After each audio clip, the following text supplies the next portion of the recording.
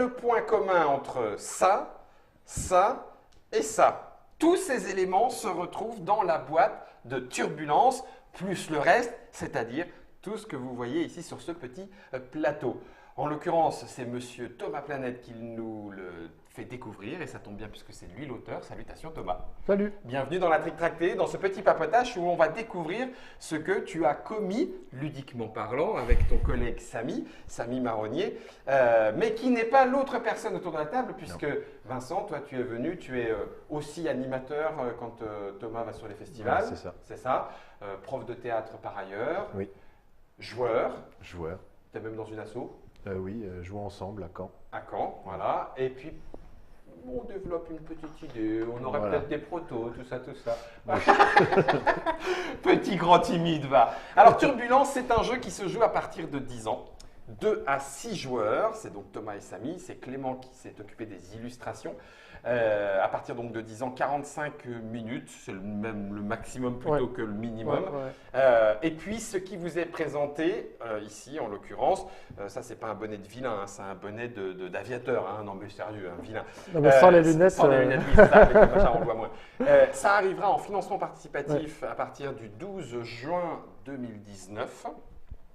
Et on va parler un petit peu de cette petite histoire parce que, en l'occurrence, Thomas, tu n'as pas commencé par faire un jeu, tu as commencé à faire des montages en bois. Ouais, C'est ton boulot? ouais, c'est mon métier. Tu es, alors on dit quoi, monteur en bois, ébéniste, tourneur, fraiseur, charpentier, illusionniste du bois, maquettiste? Aucun de ça. J'ai pas vraiment de nom pour mon métier. D'accord. C'est une combinaison de beaucoup de choses. Certains diront maker parce que j'ai commencé dans un Fab Lab. Certains pensent ébéniste, même si je ne le suis pas du tout. Mon père l'est, mon grand-père l'était, mais moi je sais ce que c'est que le travail d'ébénisterie, je ne le suis pas. Je suis designer si on veut, puisqu'en fait je fais du design d'objets, du design de jeux. Quand je dois me présenter plus largement, je dis je suis artisan designer. D'accord, Voilà. Artisan designer. Et tu m'expliquais, c'était à ce moment-là hors caméra, que c'était au sein d'un atelier qui rassemble Voilà. plusieurs artisans. Alors, plutôt des compagnies de théâtre, d'ailleurs, D'accord. des personnes qui font de la danse, des chorégraphes, des graphistes, des plasticiens. Milieu artistique et Voilà, culturel. exactement, D'accord. des vidéastes. J'ai commencé d'ailleurs à travailler là-bas il y a 10 ans en tant que vidéaste, hein, parce qu'avant je faisais du dessin animé, donc c'est un D'accord. autre domaine encore. Ah oui, effectivement. Et puis petit à petit, je me suis mis à créer des objets et je suis arrivé au jeu comme ça. D'accord. Ça veut dire, quand tu dis je suis arrivé au jeu, joueur, toi-même joueur, tu joues à d'autres choses? Alors, je sais pas, Seven Wonders, Catan, quand je dis je suis arrivé au jeu, dans le sens, je suis arrivé professionnellement dans le domaine du jeu via les objets que je fabriquais. Ok. Je suis joueur, mais même si j'ai pas connu ça très tôt, parce qu'en fait quand j'étais petit, bon voilà, j'avais le Monopoly, le Scrabble, le genre de choses que aujourd'hui on pourrait brûler. Non, non, oula, malheureux. Non, blague. Mais effectivement, dans la vague des jeux modernes, on s'est finalement peu à peu entre guillemets éloigné. En tout cas, il y a eu de la créativité, tant et plus en termes de mécanismes ludiques. D'accord. Donc j'ai découvert le jeu moderne tardivement.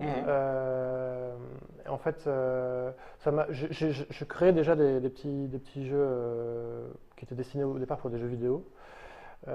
Qui ont pour la plupart jamais abouti. Et aujourd'hui, je réutilise certaines des mécaniques que j'avais inventées pour l'époque dans tes créations. Dans les créations de jeux de société. Voilà. D'accord. Ce que tu as amené ici au centre de la table, c'est Turbulence. Avant d'arriver à Turbulence, tu en as effectivement parlé, tu les as évoqués. Il y a ce que tu crées, entre guillemets, ces dés à construire, ces petits labyrinthes. Un petit tour d'horizon de ce que tu proposes, ça c'est disponible si des gens sont intéressés, hop, ils peuvent te commander ça. Oui, tout à fait. Alors j'ai commencé par faire des jeux de plateau classiques, des jeux d'échecs, des backgammon, même si maintenant ça fait un moment que je suis en rupture parce que c'est difficile à produire en quantité. Puis en fait, des dérivés des dés que j'avais fabriqués pour le backgammon, j'ai mis au point des petits dés à monter, donc, qui sont au départ des kits. Hein, c'est ça. Ça vient de là. Voilà. Et ça, tu le montes pour obtenir ton dé.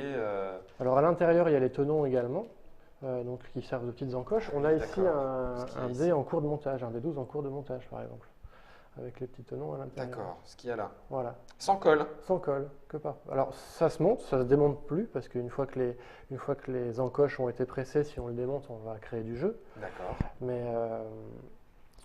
c'est sans colle. Ok. J'aime pas du tout travailler avec de la colle, donc dans toutes mes créations, je l'évite au maximum. Et je préfère la remplacer avec des aimants. Oui, les aimants du plateau, on y reviendra aussi, ça c'est cool. Tu as le D8, tu as le D10. Voilà. Voilà, les bons petits rôlistes. Tout cela, vous pouvez les trouver sur mon site. Le D4. Et celui-là, bon, un de ces jours, je le sortirai. Je l'avais fait pour mes 30 ans et puis il n'est pas sorti. C'est un D30. Voilà. Un 30 écaèdre. Un triacontèdre rhombique. Ah d'accord, monsieur se la pète en sachant comment ça...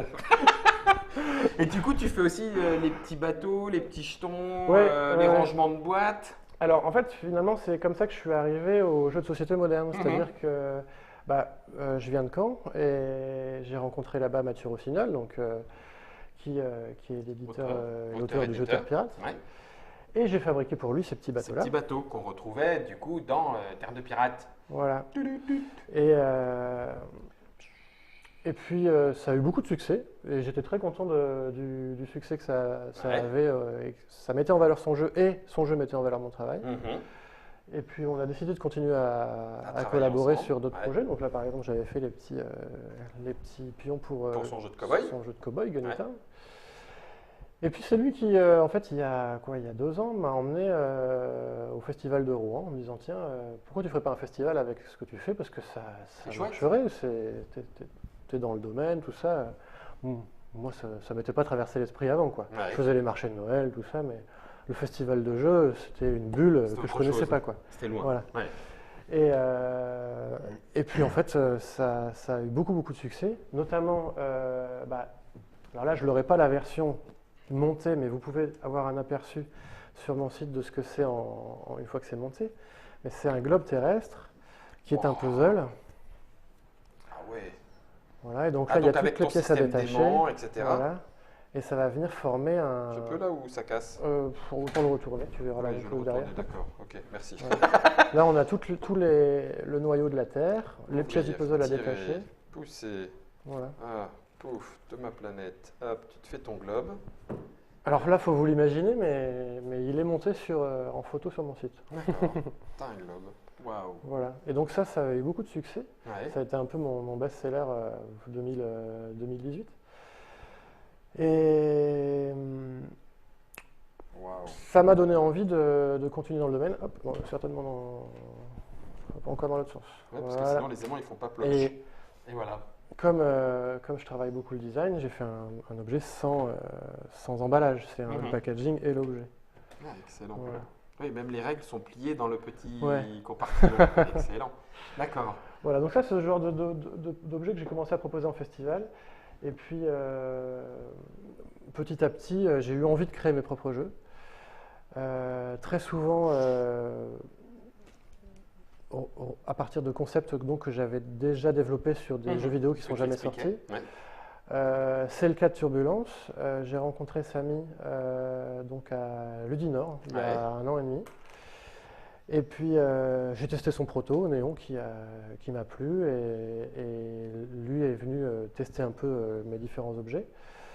Et puis il m'a dit tiens, pourquoi tu ne ferais pas un jeu moderne Je lui ai dit je veux bien, mais. Mais j'ai déjà beaucoup de choses à gérer, si tu veux, on en fait ensemble. Je dis, moi, la seule contrainte, c'est qu'il faut des avions. En plus, j'ai déjà une idée pour la météo, donc voilà, on part de ça.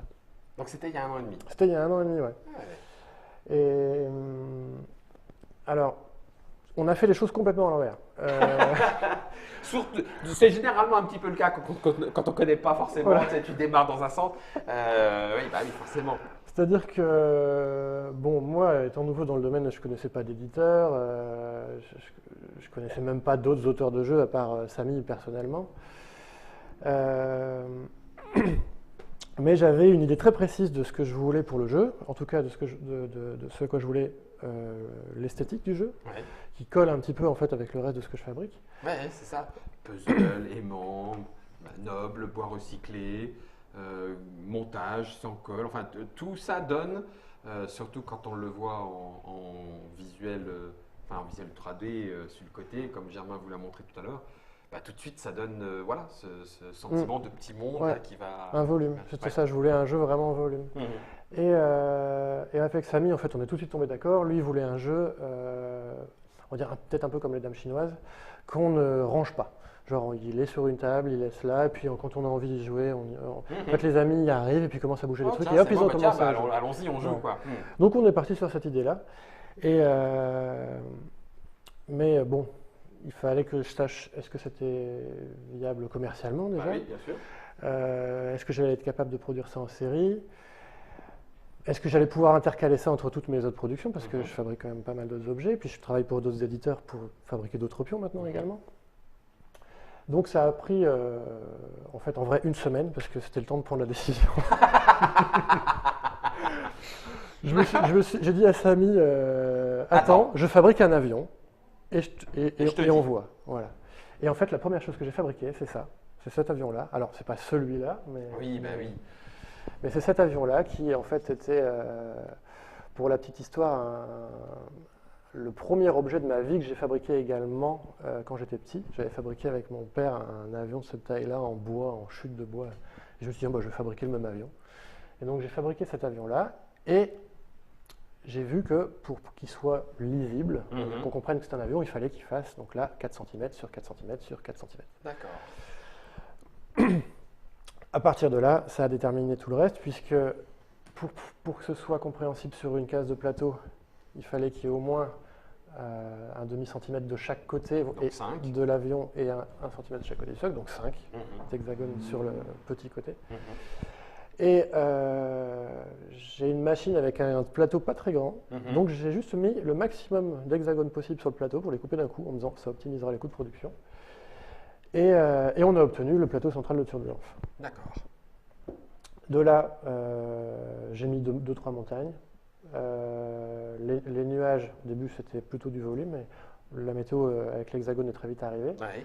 Et j'ai dit à Samy, bon bah c'est bien, on a un jeu, mais enfin on a une mécanique de météo et on a un plateau, mais qu'est-ce qu'on en fait? On rajoute quoi pour jouer avec nos avions? Parce que là, du coup, maintenant, on a un super matériel. Et j'avais déjà montré quelques photos. Les gens, ils voulaient absolument savoir ce que c'était. Et puis on est genre, je ne sais absolument pas ce que ça va être comme jeu. Mon Dieu. Il a généré la demande avant que le truc existe, tu sais. On savait que ça allait être autour de l'aéropostale, avec ce genre d'avion, tout ça. Moi, je suis très, très grand fan de steampunk. Donc, je savais que ça allait facilement dériver vers le steampunk. Donc, il y avait une idée générale. Et puis on s'est retrouvé à une semaine de Paris Ludique, donc juin 2018. On n'avait toujours pas les règles. On avait le plateau, moi j'avais fini, je savais comment ça se bougeait. J'avais trouvé, en me trompant dans mes couches de peinture, j'avais peint un recto verso. Je me suis dit, ah bah tiens, ça va créer le pion recto verso de la tempête. Et la météo, d'accord. Et en fait, de là, tout le reste a découlé. En fait, en 3 jours, on a écrit l'intégralité des règles de base qui existent, qui n'ont quasiment pas changé. Ouais. Et en fait, l'idée, c'est d'affronter la météo plus que les autres joueurs. Les autres joueurs sont là pour mettre le timing, la pression, mais c'est la météo qui rend le jeu difficile. C'est vrai que ce turbulence que vous voyez ici, on ne l'a pas redit, même s'il y a les vidéos sur TrickTrack, l'objectif est d'aller chercher du courrier qui sont pour l'instant dans les autres aéroports pour le ramener dans son aéroport. Et plus il y a de kilos de courrier, plus ça fait des points, en sachant que plus les autres compagnies sont venues chercher le courrier chez vous, et puis ça vous fait quelques petits points bonus aussi. Cela étant, comme tu le dis assez justement, le plus embêtant entre guillemets sur le plateau, c'est bien cette fichue météo qui viennent avec cette rose des vents qui, une fois tournée, détermine la façon dont les nuages et plus tard les tempêtes vont se déplacer sur le plateau. Donc le jeu est relativement simple, bien sûr très bien mis en scène, en scénographie ludique. Ben voilà, on a vite fait de jouer avec les petits avions et tout. Mais l'autre question qui va arriver, puisque maintenant on a compris on a compris d'où tu venais, on a compris comment le jeu était arrivé, c'est au final pourquoi le financement participatif. C'est-à-dire que depuis un an, on s'est croisé par exemple sur le Flip, tu as découvert un petit peu le monde du jeu. Pourquoi ne pas être allé chez un éditeur en disant tiens, voilà, ça y est, ça commence à bien tourner, ça décolle pas mal, allons-y. Ouais, j'avoue que la question s'est posée après la prise de décision. C'est pareil, on a encore fait les choses à l'envers. D'accord.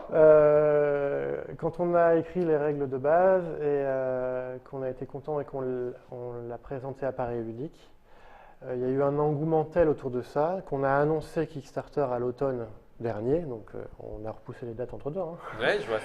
Et pour, entre guillemets, dire que c'était concret. Ça l'aurait été de toute façon, j'en aurais fait 10 exemplaires à l'atelier, on aurait peut-être vendu 10 exemplaires à la sauvette par-ci par-là voilà. en festival. Mais on voulait aussi mettre en valeur le travail qu'on avait fait. Et moi je me suis dit ça pourrait être utile pour le reste de mes créations, puisque un jeu comme celui-là va mettre en valeur tous les accessoires que je fabrique.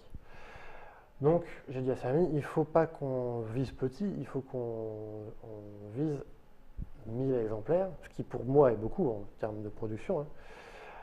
Parce qu'on le dit, on le répète et on le redit, il y aura une campagne de financement participative autour de ce jeu, mais ce jeu existera tel qu'il est produit là, parce que tu les produiras peu ou prou, tous, toutes les pièces, etc., sérigraphiées, marquées, tu as tout ce qu'il faut à l'atelier, mais c'est de tes mains. Et tu disais, un mois c'est combien d'exemplaires? Un mois, c'est 100 exemplaires. Donc si en faisant bien ce qu'il faut et en faisant plus le reste à côté. C'est-à-dire les mois autour de Noël où je suis occupé sur les marchés, tout ça, il n'y a pas du tout de production, donc c'est des mois qui sautent. Donc c'est pour ça qu'on est parti sur un objectif raisonnable de faire 500 exemplaires pour juin 2020. S'il y a plus? S'il y a plus, on s'arrêtera quand même à 1000 je pense. Moi, j'embaucherai une autre personne pour venir combler les moments où je ne suis pas là à l'atelier et que je formerai pour fabriquer les exemplaires de Turbulence. Voilà. Ça veut dire que ça va être un Kickstarter où tu vas mettre, c'est rigolo parce que Kickstarter jusque-là c'est on essaye de faire en sorte que ça monte loin. Toi, tu vas mettre la barre haute en disant ben là on s'arrêtera. Ouais, alors sur le jeu de base, parce que concrètement, c'est un jeu qu'on a pensé en termes d'évolution sur plusieurs années. De par son coût et sa quantité limitée, on a envie de le faire évoluer vers d'autres thématiques. Par exemple en rajoutant des pions un peu plus steampunk. Ouais. Donc je peux vous montrer par exemple la fusée à vapeur. Parce que si on va aller sur la Lune. Bon, c'est plutôt les débuts, c'est plutôt Jules Verne. D'accord. Voilà. Alors elle va pouvoir se déplacer un peu différemment. Elle a 3 cases de déplacement, mais que en ligne droite. Ah ouais. Elle aime bien les nuages aussi, son socle? Non, ça c'est parce que c'est temporaire, je dois le changer. D'accord. Et puis je peux vous montrer l'ébauche du bateau volant, mais qui n'est pas encore sur le bon socle. Alors pour la petite anecdote, j'avais annoncé au 1er avril qu'on remplaçait les avions de turbulence par des bateaux. Ouais. Ce qui était bien sûr une grosse blague, même si beaucoup de gens l'ont cru. Ouais. Par contre, il y avait un peu de vrai dedans, c'est que ce plateau de turbulence peut être utilisé pour beaucoup d'autres jeux et qu'on a l'intention de proposer d'autres mécaniques de jeu sur le même plateau dans les années à venir. D'accord. Donc, bon, pour l'instant, c'est des grandes idées. Oui, j'entends bien, c'est une volonté, une direction de développement. Voilà. C'est suivre un peu le projet vers où il nous emmène déjà, parce qu'au début, on volait très loin, on ne savait pas où on allait. Et puis, suivre le projet, intégrer des idées que des joueurs voudraient avoir, puisqu'on est comme sur de la fabrication assez instantanée. On verra pour d'autres pions, mais du jour au lendemain, je peux fabriquer un pion et y rajouter une règle et la fabriquer en série. Jouer derrière et boum, voilà, c'est parti. Exactement. Donc ce Kickstarter-là, contrairement à d'autres Kickstarter, va être limité en nombre. On est plus sur du qualitatif, ce qui va aussi expliquer le tarif du jeu. Et le jeu de base tel que vous avez là, il sera à 59 €. Ouais, ce qui en fait un jeu un poil plus cher, entre guillemets, que les jeux du format dont on a l'habitude de commercialement parlant. Et d'un autre côté, en termes de qualité de matériel, enfin avec tous les petits aimants pour qu'on puisse changer les petites pièces à monter, etc. Bon, c'est vrai que voilà, ça lui donne aussi, c'est ce que tu disais, une petite gueule objet à poser, quoi, quelque part. Donc, bon, ça, après, chacun fera comme il voudra, prendra sa décision. Que en français? Non, c'est français-anglais. Français-anglais. Et il y a quelqu'un qui bosse sur la traduction en italien, là. D'accord. Je pense pas que ce sera prêt pour le Kickstarter, par contre, donc on va se limiter sur français-anglais. Pour revenir à ta question sur pourquoi est-ce qu'on n'a pas été voir un éditeur, par exemple, en fait, on a eu des contacts avec plusieurs éditeurs depuis donc Périodique 2018.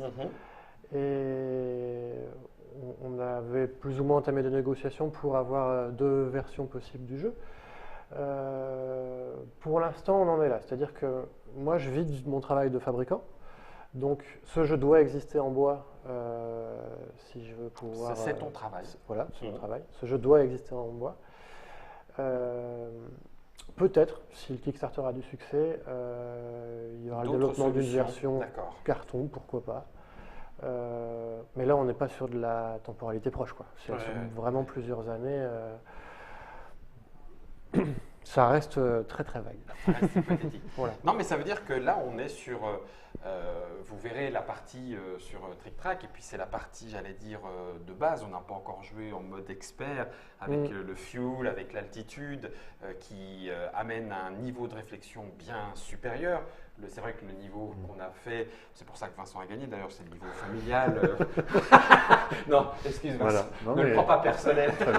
Je suis juste très vexé. Non, mais on sent que c'est au-delà du jeu, là pour le coup, une histoire très particulière. C'est-à-dire que derrière, au-delà même d'ailleurs de la rencontre entre toi et Samy, donc de la rencontre entre les auteurs, il y a tout le reste.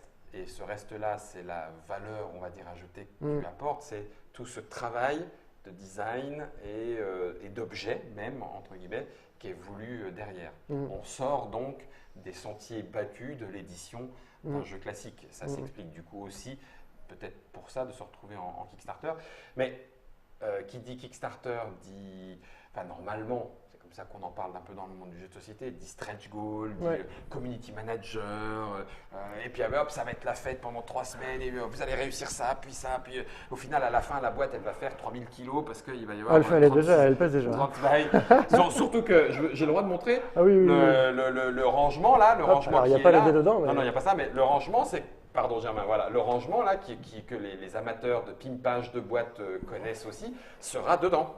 Alors, à nuancer. Parce pardon, j'allais dire, autant pour moi. Cette version-là sera disponible. Ce sera un add-on. D'accord. Il y aura un insert en carton dedans de base. D'accord, ok. Qui sera assez proche quand même. Mais bon, je suis clairement obsessionnel au niveau rangement, organisation,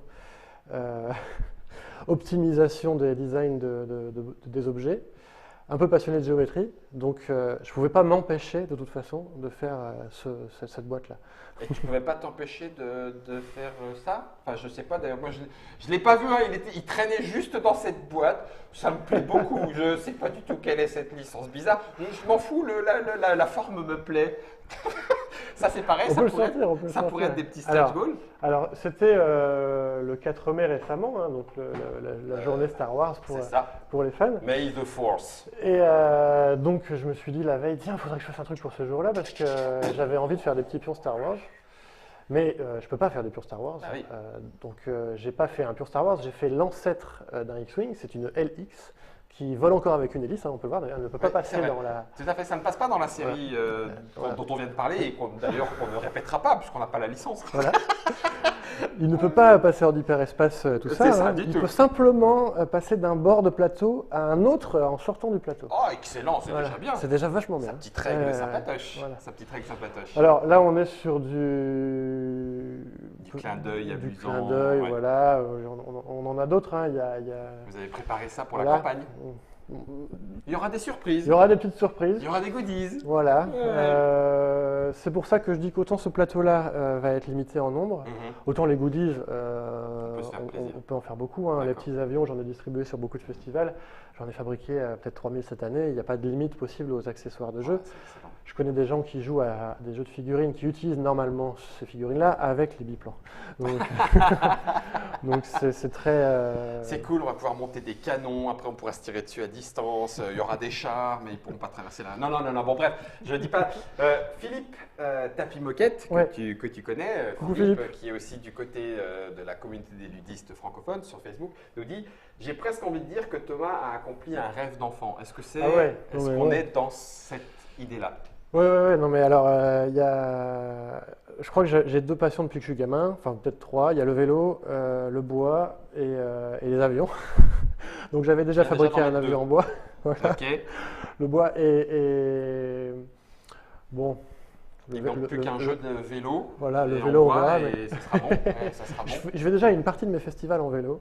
C'est déjà pas mal. Excellent, d'accord. D'ailleurs, si vous voulez me retrouver au Flip cet été, j'y serai à nouveau en vélo. Donc je vais mettre quelques jours à y aller, mais voilà. Tu mettras quelques jours à y aller, tu y seras et tu repartiras voilà. pour quelques jours voilà, en vélo. voilà. Ah, excellent. Et j'y serai avec les extensions possibles de Turbulence, vu que maintenant que le jeu de base est au point et qu'on termine la version experte du jeu, on travaille sur des extensions. Donc on parle d'extensions stretch goal de style goodies pour Kickstarter, mais aussi des extensions de mécanique de météo. Le jeu, ouais. Donc on a là par exemple une bourrasque en fait qui va pouvoir intégrer le jeu, un trapion qui se déplace plus rapidement que d'autres nuages. D'accord. Il va avoir des effets, il va pouvoir transformer. Il peut devenir une tempête aussi, ouais. Mais surtout il va transformer d'autres nuages sans attendre d'être bloqué par des montagnes. D'accord. Donc ça va accélérer un petit peu le rythme du jeu et la dangerosité de la météo. Ok. Il y a ce genre de petites extensions. Après, alors, pour parler toujours de la côté fabricant, puisque je suis fabricant de jeux, parmi les rebuts de pièces que j'ai ce genre de pièces qui peuvent en fait tout simplement devenir des doubles bonus. Ah, bien sûr. Donc, une pièce de face, quoi. Voilà, exactement. Donc, 2 fois plus de chances de choper le bonus de déplacement. Sur les plaques que je fabrique qui contiennent tous les hexagones, ces entre guillemets déchets-là existent. Ouais. Donc, on peut très bien inventer une règle pour les utiliser. Mais ça, ce sera tout le développement de l'année. Plus un bonus, plouf, plouf. Oui, alors ça, c'est l'autre chose. Effectivement, on nous posait la question.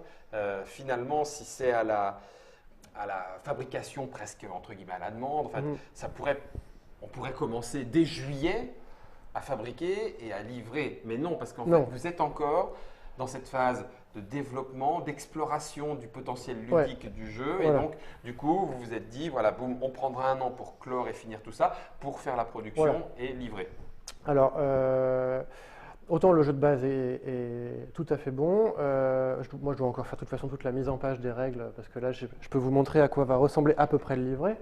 Ouais. Mais je vous montrerai pas l'intérieur parce que l'intérieur, c'est juste du texte pour le moment. J'ai pas encore d'image. Oui. Toi, tu veux le rendre aéré, etc. Voilà. Je veux faire un carnet de bord, un vrai carnet de bord, ce genre de choses. Donc ça prend du temps. J'aimerais aussi pouvoir anticiper qu'est-ce qui va venir ensuite dans le jeu.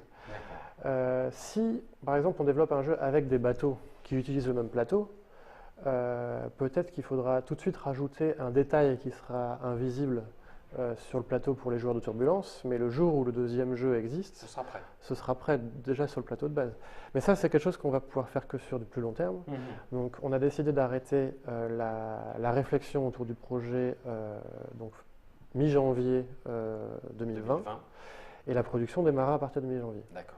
Ah oui, donc ça explique cette quantité limitée au final.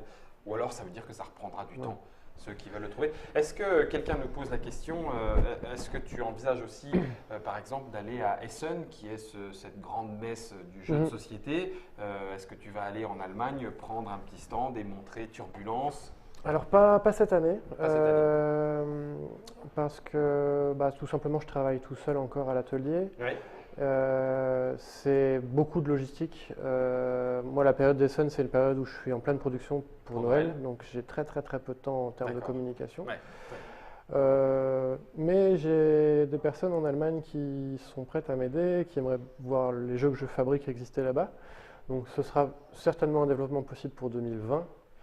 Mais là, c'est encore trop tôt. C'est encore tôt. Quand je vois le chemin parcouru entre les idées, la rencontre avec Mathieu, la rencontre avec Samy, Les festivals que tu as déjà fait, Ouais, les gens qui te demandent des trucs, et puis il va falloir les faire. Je me dis, waouh, il s'est cela passé dit, beaucoup de choses en très peu de temps. Donc, je sais, 2020 pour moi, c'est. l'année est loin. Ouais. Je vais y aller peut-être un peu cash, mais c'est peut-être pas comme ça parce que je me rends pas compte. Mais du coup, pourquoi effectivement ne pas se dire, bah, je sais pas, on va acheter une deuxième machine et puis deux autres personnes et puis on va tripler les moyens de production. Enfin, tu vois, ça. Ouais. Est-ce que c'est trop grand? Est-ce que c'est trop vite? Est-ce que c'est. C'est trop vite, clairement. Enfin, je vois des gens dans mon entourage qui se sont plantés parce qu'ils ont voulu aller trop vite. Ouais. D'accord, ok. Ça a été mon objectif au tout début de vouloir tout de suite acheter d'autres machines, embaucher du monde pour faire comme certaines boîtes américaines qui font de la fabrication de maquettes, clairement. Tout à fait. Et puis je me suis dit, en fait, c'est pas à mon échelle. Je suis quand même très ancré à l'origine dans le local. Si je me mets à faire les festivals partout en France, c'est parce que je suis très demandé, le projet est très plébiscité, mais je veux avoir une dimension humaine dans ce que je fais. Prendre le temps de bien finir les choses en cours, sans trop m'engager. Sans trop vite pousser. Et pourquoi, par exemple, le Kickstarter en juin plutôt que de le lancer en automne? C'est aussi parce que, encore une fois, à l'atelier, j'ai pas du tout le temps de faire du community management au mois de novembre, puisque je suis sur les marchés de Noël, par exemple. Alors, embaucher du monde, ce sera possible. 500 exemplaires, je peux les produire, moi, en 2020. Si on passe la barre des 500, il y aura quelqu'un obligé que je formerai. Pas besoin d'acheter d'autres machines, puisqu'en fait, moi, sur une semaine de travail entre la création, la gestion, la fabrication, la production, la vie, la machine que j'utilise là est clairement sous-exploitée. Donc, j'ai 2 tiers du temps disponible, donc c'est-à-dire que je pourrais avoir 2 autres personnes qui travaillent avec moi à l'atelier. D'accord, ok. Tu vois, Vincent, il est disponible en novembre. Non, je plaisante, excuse-moi. Mais du coup, quelqu'un nous le dit, à ce moment-là, pourquoi Kickstarter ça aurait pu être Ulule, ça aurait pu être quelque chose d'un petit peu moins énorme, peut-être qui prend un peu moins son pourcentage et donc en garder un peu plus pour vous. Qu'est-ce qui vous a décidé quand même pour Kickstarter? Ouais, alors ça a été… Comme je dis, la décision a été le résultat d'une précipitation au début, puis finalement on est resté dessus. D'accord, vous aviez annoncé, on a dit bon on continue, et c'est pas très grave, on fera avec. Ulule, je l'avais expérimenté pour un précédent projet, et puis je voulais une autre visibilité que sur Ulule. J'aurais très bien pu aussi faire une précommande uniquement via mon site. C'est ça. C'est-à-dire c'est ce que je fais déjà avec les autres objets. Bouche à oreille, parlez-en, tac, et puis peut-être qu'au final les 500 seraient venus sur ton site. La question s'est même encore posée très très récemment sur quel intérêt d'aller sur Kickstarter. Le truc c'est que Kickstarter, la plateforme existe. Mon site existe, mais mettre en place un système précommande sur le site actuel demanderait encore du temps, donc encore des délais. Et je veux dire, à un moment donné, il faut aussi que je sorte, parce que j'ai aussi d'autres projets en tête que j'aimerais développer un jour. Donc, Turbulence prendra, on va dire, une fin de fabrication, de livraison, production au plus tard fin 2020. Et puis ensuite, on passera à d'autres jeux, quoi. D'accord. Il y aura la suite. Voilà. Il y aura la suite.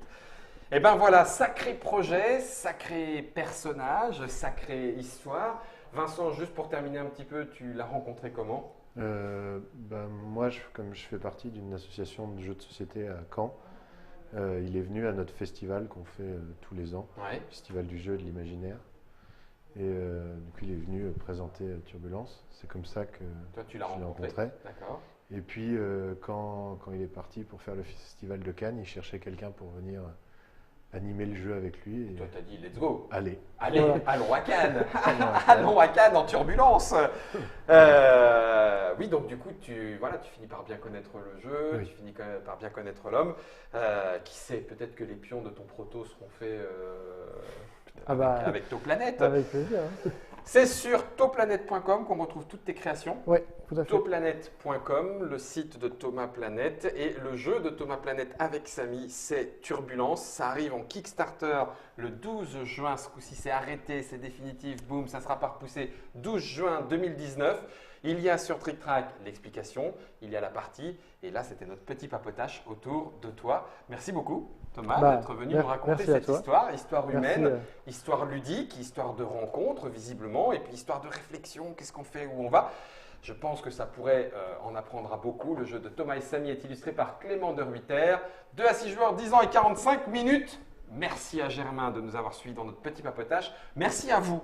Hein, on était une cinquantaine à discuter comme ça, à donner des nouvelles de ceux qui savent, à ceux qui ne savent pas, qui venaient d'arriver.